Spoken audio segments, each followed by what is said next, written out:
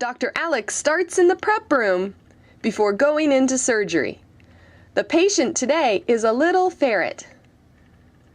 Preparing the area and making sure that everything stays clean is very important, and it takes a little bit of time.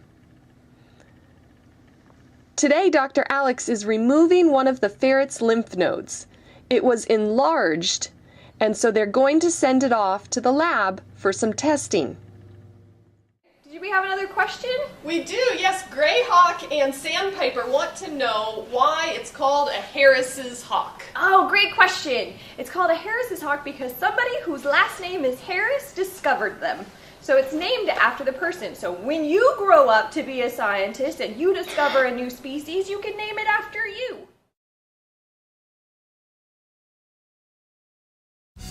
My name is Luke Farmer, and I'm a geologist here at Freeport-McMoRan. And I'm Patrick McChesney, a mine engineer for Freeport-McMoRan. I had to take a year of chemistry and a year of physics and math, which I found very entertaining and important because I was then able to apply that to geology. It's one thing if you're just learning it alone on its own, but if you can then apply it to something in the real world, then it becomes a lot more fun and exciting. I went to school for mining because of the geology, of the getting outdoors, of the math, of the science, and also because of the explosives. You can head out, you start learning all about the engineering. It's a lot of fun. You apply everything, and then you can have side programs, like if you wanted to specialize in coal or underground mining, or even explosives like I did.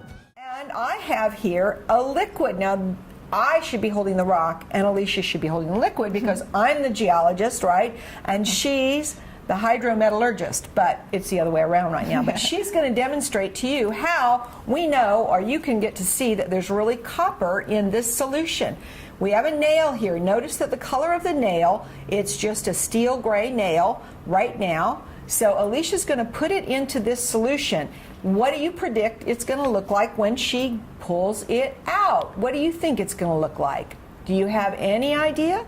Okay, let's pull it out and see. Wow, isn't that gorgeous? Look at the beautiful color. That is what we call the red metal or copper. And we know then, because there's copper in that on here, that there must be copper in the solution.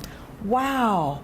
That's kind of magic. Here we have solid copper, here we have liquid copper. Is that fun or what? So, Alicia, what do we call that blue solution? We call it the pregnant leach solution, or the PLS. So it's the solution that's coming off of the ore after we leach it. One of the things most important to Frank Lloyd Wright was to be in harmony with nature. You can see this everywhere in the design of Taliesin West. From the materials he used to build it, to the colors that tie it to the desert that it's a part of. Frank Lloyd Wright encouraged us to draw inspiration from nature. And you can look at the Taliesin West site and look at what Frank Lloyd Wright designed for the site, and you can see this is the only building that could be built on this site. It incorporates site features, the adjacency to the mountains he used for the slope of the roofs. The masonry walls reflect the shape and the texture of the mountains. The building materials were gathered from the site.